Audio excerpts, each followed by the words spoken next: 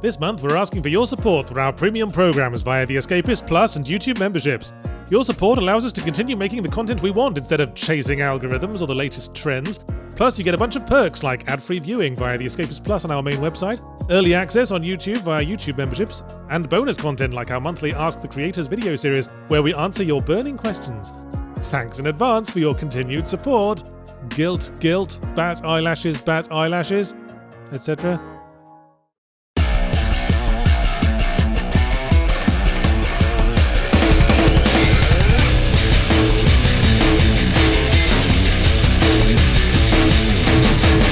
And so comes yet another final installment of the series that has soft rebooted more often than a melting ZX81, Hitman 3. I seem to remember Hitman 2 came out during a slow period in winter as well. Must be something about this time of year when we're stuck indoors with the family that makes people want to methodically plan brutal executions. So let's be blunt, Hitman 3 might be wrapping up the story of the last two games, but this definitely won't be the last of the Hitman series. Obviously it's going to be strung out with DLC for a while, like a diabetic rationing his jelly beans. But that aside, what the fuck else has IO Interactive got to fall back on? Freedom Fighters? The fucking Kane and Lynch sequel that I for one would welcome like a snow shovel to the bridge of the nose? They're making a James Bond game, yards. Oh, a game about an unflappable dude in a suit pursuing secret objectives in a series of high-class environments. That'll be a fucking stretch. It'll just be like Hitman, won't it? Except with forcible undressing of women as well as men. Hitman's the only string to IO's bow, but hey, unless you've got 2 archery targets and 3 arms, you probably don't need more than 1 string on a bow anyway. And it's a string strong. I mean, it's a strong string. Fucking better be the amount of games IO spent perfecting the formula, i.e. focusing on pouring more and more detail into the massively complicated open-ended missions, packed with NPCs and infiltration routes, and letting the story wither away to a tiny malformed figure clinging to the rest of the game's trouser leg and mewling in the between-mission cutscenes, nay glorified loading screens. I mean, I could tell you every single plot point in Hitman 3 right now and hardly be spoiling shit, because storyline-wise, Hitman has spent its entire existence running its brush around the same toilet rim. Agent 47 was engineered by some evil dudes who secretly rule the world, he goes rogue or turns against them in some way when loyalty to his friends proves more important, and punishes his creators for treating him like a soulless assassin by soullessly assassinating a bunch of them. We've been around this merry-go-round like 5 times by my count, and this Neo-Hitman trilogy does nothing new with it. There's always another secret world government to turn against, and they're all equally bad at screening their party guests. Much like Hitman 2, Hitman 3 is really just a new mission pack for the established Hitman formula, to the point of using the same interface that's formatted like a furniture catalogue, and also lists all the missions from the last 2 games, which I guess is fair enough, because the formula is, as I say, pretty down at this point, but the handful of new missions still doesn't feel like enough new game to call a full installment. All the missions from all 3 games probably only adds up to like 2 Hitman Blood Monies at most, and the last mission hardly counts as a mission, it's more of a gimmick level for wrapping up the plot, set entirely on a train, which isn't the best environment for multiple path design unless you count going to the dining car and having to pick from the chicken or the fish. As for the other new missions, there's not a whole lot that doesn't feel like treading familiar ground. The highlight is a mission set in a British stately home where 47 can solve an unrelated tea time murder mystery, and it's like an Agatha Christie story that for some reason ends with Poirot hanging around after the parlour scene so he can fling someone off a balcony. But these so-called mission stories are frankly the worst parts of the game. I think that's the revelation I finally came to after speeding through all the missions, getting handheld through a linear sequence of objectives where I follow my intended victim around for a while until the moment they say, all security guards leave the room so I can have some alone time with my new best pal. Would you like to admire my new pit full of rotating knives? I thought it would make a nice centerpiece. It feels like mum and dad doing our homework for us, and it makes the bottom drop out of all the tension and immersion. Especially since they very often hinge on Agent 47 disguising himself as someone famous or who the victim has already met, rather than a random background employee, and them somehow not noticing that this person they know is suddenly built like a gravedigger's shovel leaning on a tombstone and keeps responding to direct questions with veiled references to being an assassin. Can I tell you a secret? Oh, I guarantee it won't leave this room. Do you recommend the soup? I'd have to say it's to die for. Blimey, my Verucas are playing up. Perhaps you'd like to lie down after I murder you completely to death. Yeah, it was funny the first couple of times, but when it's pretty much the same routine for every mission story, things get a bit silly. And at odds with the story's tone, when the cutscenes are full of slick behind-the-scenes manipulators, controlling the world through growly phone conversations in huge twilit offices, and then you meet them in gameplay and they're standing over the shark tank at SeaWorld demonstrating their new line of tuna-flavoured aftershave. But I think Hitman finally clicked for me after I made the conscious effort to resist my usual instinct. That is, play through to story end as fast as possible, and then use the rest of the work week to practice throwing chocolate raisins into the air and catching them in my mouth. No, this time I decided I would go back to the missions and embrace the sandbox malarkey by inventing my own assassinations. Switch from the strict musical education to improvised jazz, as it were, and often with equally disastrous results. Because Hitman gameplay is still a slave to the cock-up cascade, there's often no way of knowing if strangling a dude to the ground and ripping his trousers off is going to be out of view of his mates until you try, and they all spin around and act like they caught you shitting on the carpet. It's a lot like shitting on the carpet, because even if you get caught, you've got no choice but to finish doing it while furiously maintaining eye contact. So you've still got to hit save more often than the crouch button, also because the enemy you're rather unrealistically good at figuring out where bullets are coming from if you decide to go sniping. I headshot someone from the roof of a hen house 90 miles away, and a dude still runs up, sees right through my fox costume, and opens fire. But generally, I was having a lot more fun seeking opportunities rather than being handed them by the mission stories. Shame you kinda have to do a mission story on your first attempt, because these environments are really dense and sprawly, and with no direction. It's like looking for the one unhorrifying toilet cubicle at a BART station. You have to play a mission a few times and get a lay of the land before you can start really having fun with planning custom assassinations, and that means immersion takes another fatal hit. I mean, you don't get second tries in real life. Lee Harvey Oswald couldn't run up and go, "Sorry, I was going for no alerts, could we scoop your brains back up and have another crack?"